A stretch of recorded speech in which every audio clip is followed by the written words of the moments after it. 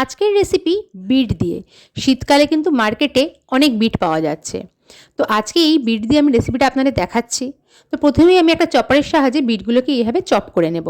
তারপর একটু আলু সেদ্ধ, কাঁচা পেঁয়াজ এবং ধনেপাতা কুচি দিয়ে ভালো করে এটাকে মেখে নেব। তারপর একটু টক দই দেব, এই 2 টেবিল স্পুন টক দই। তারপরে তাতে বিভিন্ন রকম মশলা যেমন ধনে গুঁড়ো, জিরে গুঁড়ো, চাট মশলা, গোলমরিচ গুঁড়ো, জিঞ্জার পাউডার, আপনারা চাইলে আদা থেতো করেও দিতে পারেন।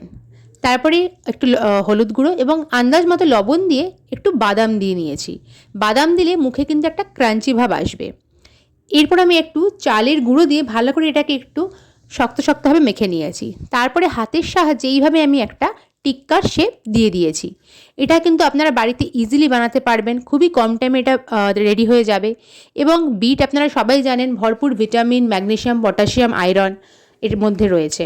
তো এটা কিন্তু অনেক রকমের হেলথ বেনিফিট দেবে। তো এইভাবে একটা প্যানেতে আমি ঘি ব্রাশ করে এই টিক্কাগুলোকে এপিট ওপিট করে সেঁকে নেব। ব্যাস, আমার কিন্তু এই বিটের এই রেসিপিটা কিন্তু একদম রেডি। আপনারা সন্ধেবেলা বা ব্রেকফাস্ট, মর্নিংয়ে যখন খুশি এটাকে কিন্তু বানিয়ে খেতে পারেন।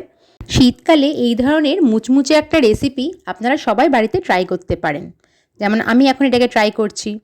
ধন্যবাদ সকলকে। Thank you all.